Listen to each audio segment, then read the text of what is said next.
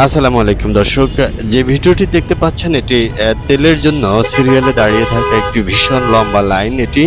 এই পাম্পটি হচ্ছে মৎস্য ভবনের অপোজিটে অর্থাৎ বার কাউন্সিল ভবনের ঠিক উল্টো দিকে এই কর্নারে যে পাম্পটি আছে সে পাম্পটি থেকে এই সিরিয়ালটি শুরু হয়ে একেবারে সবুজ বাগিচা অর্থাৎ দুর্নীতি দমন কমিশন শিল্পকলা একাডেমির মাঝখান দিয়ে রাস্তাটি যে চলে গেছে দুর্নীতি দমন কমিশনের ওদিকে, সেই রাস্তাটি ধরে আমি আপনাদেরকে দেখানোর চেষ্টা করতেছি যে আসলে কতটা লম্বা লাইন তেলের। অথচ আজকে থেকেই কিন্তু তেলের দাম বৃদ্ধি পেয়েছে এবং সেই বৃদ্ধি পাওয়া তেলের মূল্য আজকে থেকেই কার্যকর হচ্ছে।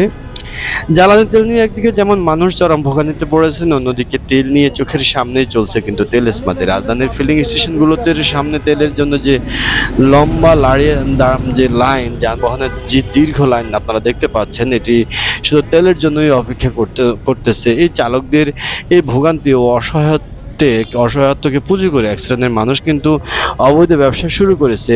পাম্পে দীর্ঘ লাইনে আগে তেল নেওয়ার জন্য সিরিয়াল বিক্রি করছেন এই একটি চক্র। আবার অবৈধভাবে তেল মজুত করে একটি চক্র পাম্পের বাইরে খোলা বাজারে তেল বিক্রি করছেন। কেউ অনলাইনে পাম্প নির্ধারিত দামের চেয়েও দ্বিগুণ তিনগুণ দামের তেল বিক্রি করছেন।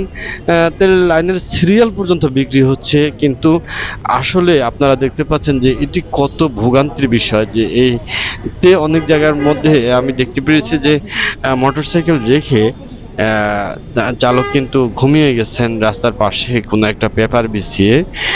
সত্যি খুব অসহায়, মানে মানুষ যে দেশের যে পরিস্থিতি, যুদ্ধ পরিস্থিতি মধ্যপ্রাচ্য থেকে আমাদের এখানে আঁচ লাগবে এটা স্বাভাবিক, কিন্তু সে তেল নিয়ে যে এতটা তেলেস্মাতি হবে তা কিন্তু আমাদের কারোরই এমনটা কাম্য নয়। জ্বালানি তেল নিয়ে একদিকে যেমন মানুষ চরম ভোগান্তিতে ভুগতেছে, আরেকদিকে কিন্তু একটি চক্র সেই সুযোগটাকে কাজে লাগিয়ে কিন্তু মুনাফা লুটার চেষ্টা করতেছে। তো এই অবস্থাতে আপনারা দেখতে পাচ্ছেন যে আসলে লাইনটি কত দীর্ঘ। আমি দুর্নীতি দমন কমিশনের যে অফিস কিংবা প্রধান কার্যালয় সেদিকে যাচ্ছি ভিডিও করতে করতে, আর আপনাদেরকে দেখানোর চেষ্টা করতেছি মানুষের যে দুর্ভোগের চিত্র সেটি আসলে কতটা ভয়াবহ আকার ধারণ করেছে। যে আমাদের দেশের কিন্তু অর্থমন্ত্রী বলেছেন যে কিছু অসাধু ব্যবসায়ী তেলের মজুত করায় বাজারে কিছুটা সংকট সৃষ্টি হয়েছে। জ্বালানি খাতের সিন্ডিকেটের বিস্তার এতই শক্তিশালী হয়ে উঠেছে যে সরকারি ডিপোতে পাওয়া গেছে হিসাবের বাইরে গোপনে মজুত করা তেল। বিভিন্ন এলাকায় গোপনে মজুত করা তেল উদ্ধারের সাঁড়াশি অভিযান চলছে।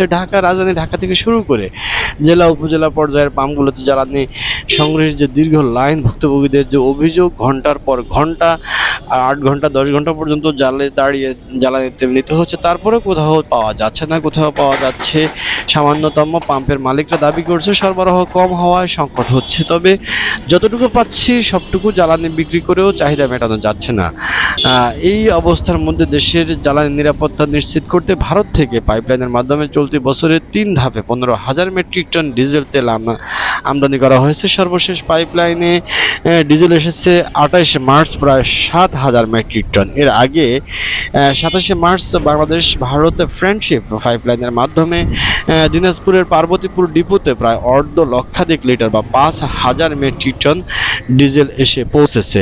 এদিকে গত 26 মার্চ দেশের বাজারে জ্বালানি সরবরাহ নিয়ে কিন্তু চলমান সংকটপূর্ণ পরিস্থিতিতে আরও একটি জাহাজের করে দেশে এসেছে 30,000 টন জ্বালানি তেল। এদিন 10,000 টন ডিজেল ও 20,000 টন জেট ফুয়েল নিয়ে দেশে পৌঁছেছে এমটি গ্রান কুভা নামে একটি জাহাজ। চুক্তি অনুযায়ী এই জ্বালানি সরবরাহ করছে ইউনিপেক নামে চীনের একটি প্রতিষ্ঠান। সম্প্রতি বৈশ্বিক অস্থিরতার কারণে সরবরাহ সূচিত অনিশ্চয়তা তৈরি হলেও নতুন এই চালান কিছুটা স্বস্তি দিতে পারে বলে আমরা ধারণা করতেছি। এদিকে কিন্তু আজকে অনেক জায়গা থেকেই খবর এসেছে যে জ্বালানি তেলের দাম বৃদ্ধি পাওয়ার পর কিছুটা স্বাভাবিক এবং সরবরাহ বাড়তে শুরু করেছে কিছু কিছু জায়গায়, এবং এতে কিন্তু যারা অসাধু চক্র তাদের কিন্তু দৌরাত্ম্য বৃদ্ধি পেয়েছে, কারণ তারা কিন্তু তাদের যে খোলা বাজারের তেলের নিয়ে যে তেলেস্মাতি গত 25 বছরে কিন্তু এমন তেলেস্মাতি কাণ্ড কিন্তু দেখেনি পাম্পের স্টাফ। এগুলো কিন্তু অনেকেই বলতেছে যে আসলে বর্তমান যে পরিস্থিতি তৈরি হয়েছে এটি কিন্তু গত 20-25 বছরেও কিন্তু অনেকে দেখতে পাননি। তো এই যে একটা জোর করে যে পাম্প থেকে তেল নিয়ে যাওয়া কিংবা মধ্যপ্রাচ্যে কিংবা মধ্যপ্রাচ্যের যে সংকট, সেই সংকটে আমি আজকে যেটা দেখছি ইরান যুদ্ধের জেরে জ্বালানির তেল বিশেষ করে অকটেনে পেট্রোলের জন্য এখনো দীর্ঘ লাইন দেখা যাচ্ছে দেশের ফিলিং স্টেশনগুলোতে। এই সংকট যে এই সংকটকে কেন্দ্র করে নানা ধরনের ঘটনার খবর আসছে রাজধানী ঢাকা সহ দেশের বিভিন্ন প্রান্ত থেকে। খবরে আমরা দেখেছি যে ফিলিং স্টেশনে তেল না পেয়ে পাম্প ম্যানেজারকে ট্রাক সাফাই খুনের অভিযোগ পর্যন্ত এখন ঘটেছে কিংবা এমন খবরও উঠে এসেছে। আবার সাইকেলে করে মোটরসাইকেলের ট্যাঙ্কে নিয়ে এসে তেল সংগ্রহের ঘটনাও কিংবা হাস্যকর এই ধরনের ঘটনাও কিন্তু ঘটেছে। জোর করে পাম্প থেকে তেল নেওয়ার অভিযোগ যেমন প্রতিনিয়তই আসছে, পাশাপাশি দেশের বেশ কয়েকটি জায়গায় বসত বাড়ি, গোয়ালঘর কিংবা বাঁশঝাড়ের নিচে তেল মজুতের ঘটনা উদ্ঘাটন করছে। তো আমরা আশা করছি খুব দ্রুতই এই ধরনের তেল নিয়ে যে তেলেস্মাতি কাণ্ড কিংবা তেল নিয়ে যে তেলেস্মাতি সেটির কমবে এবং তেলের বাজার এবং তেলের যে গ্রাহক তারা